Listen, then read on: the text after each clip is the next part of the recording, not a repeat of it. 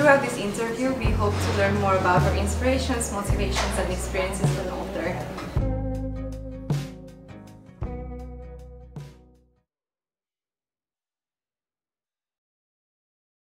Your novel, The Binding, introduces readers to a world where memories are bound into books. What inspired this specific, unique concept, and how did you develop it into a full-fledged story? It really came from two separate things that happened to me at more or less the same time. The first thing was that I did a bookbinding course. So basically I'd just decided to do something with my hands that had nothing whatsoever to do with writing.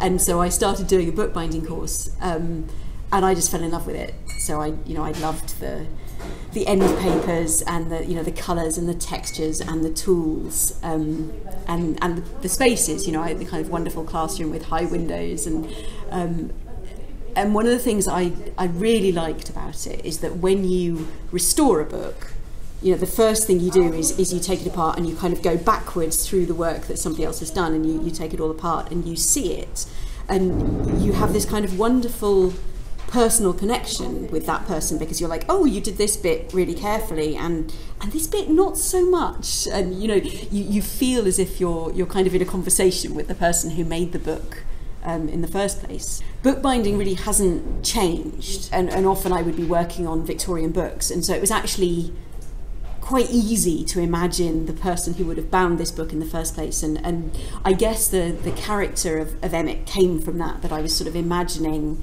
what he would have been like and what his life would have been like, and what his bindery would have been like.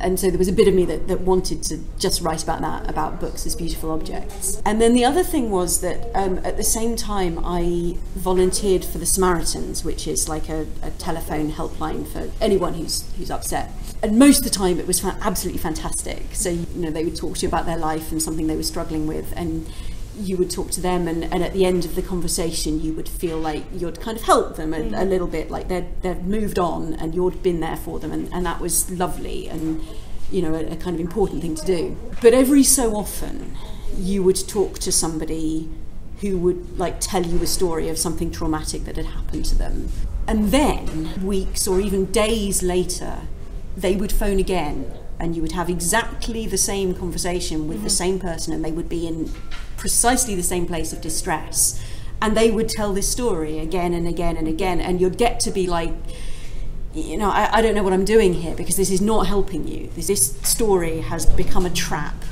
and you're not getting out of it. The more you tell yourself this story, the more stuck you are. And at those points I started to wonder, I started to think, if only I could just reach down the phone and just take that memory and put it somewhere else. And of course, as soon as you say that, you think, well, would I actually do that? And if I did, what would it be like, and what would it mean? So it was kind of the combination of those two things that made me think, what if you could put memories into a book? So it's like a personal agenda to help people in a way. Exactly. In some places it would help. It would absolutely help. But then in so many other ways it really wouldn't. I think in the book I draw parallels between, for example, amputating a limb. Sometimes you have to do it. It's the least bad thing. But then if you suddenly had a market in amputated limbs, there are so many things that can go wrong with that. And as soon as you monetize it and it becomes desirable, then you're into a whole a whole world of complexity. Memories and knowledge. I want to ask you, how do these themes resonate? How did they become such key components or such key parts of your writing? One of the most heartbreaking things I think happened to me in my late teens, which was my grandmother died, and then my grandfather lived for several years after that and started to forget things. And I remember there was one time where I was with my mother visiting him, and he turned to her and he said, what, Joy, who was my grandmother, why doesn't Joy write to me?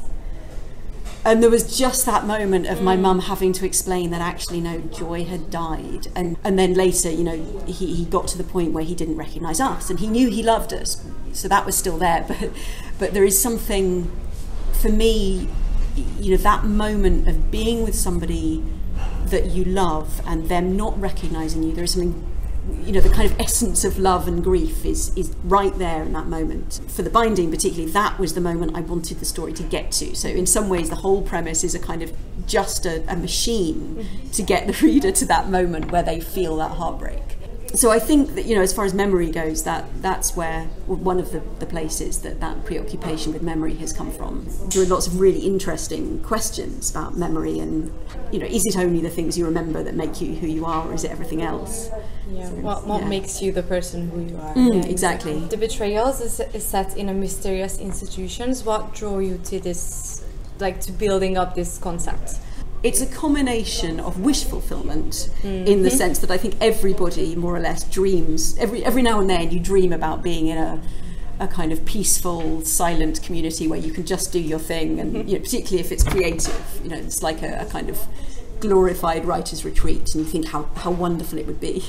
And then of course it's influenced by real places like my university and my drama school, where in theory you're getting together to do something wonderful and life-affirming, like studying or creating theatre, and actually what happens is you get all the politics, and you get a kind of hotbed of ambition and rivalry and jealousy, and so it's the combination of having that ideal and then the reality of what actually happens in that space, which is basically politics. Yeah, I wanted to ask you something about that. So you build an element of history, of real life, also kind of like this surreal fantasy. How do you balance these? It's all in the service of the story I want to tell. I do use real historical things, particularly in the Betrayals and in the books I've written since, but they're kind of alternate histories, so I want to use details that feel real. In the Betrayals, that Leo's story is about moving from somebody who is quite unscrupulous and quite happy to be involved in something very sinister, in order to give a reader a sense of what that actually looked like. I was kind of picking bits from real history and saying, this is a bit like 1930s Germany, or this is a bit like what's happening now, or and kind of using those bits. But I didn't want to set it firmly in that world, because that's not the world of the book. The world is still a kind of speculative alternative one. If you could convey one message or emotion through your novels, what would it be? Tell the truth. I think that's it. Okay. Well, you did ask for one. Okay. Can you discuss the role of books in your life? You were telling me about the binding history you have, but can you tell me about how, as an author, it kind of influenced your writing? When we were kids, my sister and I, we didn't have a television, and I think that made an enormous difference, because reading became what you did, the kind of whenever, when we were brushing our teeth or washing our hair or whatever we were doing, there was a book around, which was lovely. Books were just a kind of friendly constant in our lives. Can you offer any insights into your upcoming projects? What can readers expect from your upcoming book called The Echoes? Oh, well, it may not be called The Echoes anymore. Really? Yeah. So okay, that's new. Yes, it is. So when I was writing it, it was called The Silence Factory. Okay. Again, it's set in Victorian times, and it's a book about a factory where they spin spider silk into a fabric that makes silence on one side, and then on the other there's a kind of byproduct of noise, which is kind of makes people feel ill because it's doing something weird to their brains. And it's about a young man he's recently been widowed, and he goes down to the factory and kind of gets sucked into the world.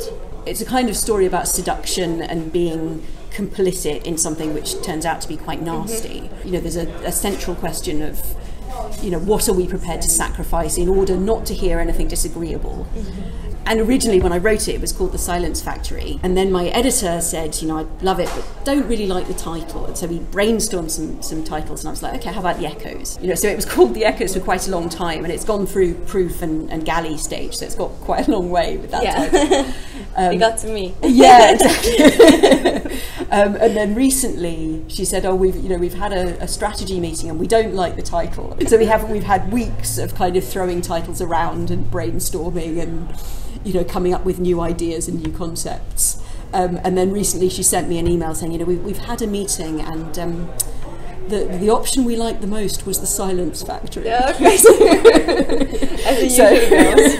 Very typical. Now let's play a game. Okay. It is called This or That. Okay. I will give you two options and you have to decide quickly which one you'd rather choose. Okay. Fantasy or historical fiction? Historical fiction. Plot-driven or character-driven stories? Plot-driven. Standalone novels or series? Standalone. Writing in silence or with background music? Silence, definitely. Okay. Poems or short stories? Poems. Using an official or an unofficial bookmark, meaning a tissue or train ticket? Official. Official. One at a time or multiple reads? One at a time. E-reader or physical book? Physical book. Read first and watch after, or watch first and read after? Read first, watch after. Morning writing sessions or night writing sessions? Would ideally be night, but is morning because of children. Okay. Writing with a specific word count goal or writing until inspiration strikes? Word count. Word count. We hope you enjoyed this interview. Thank you so much for watching.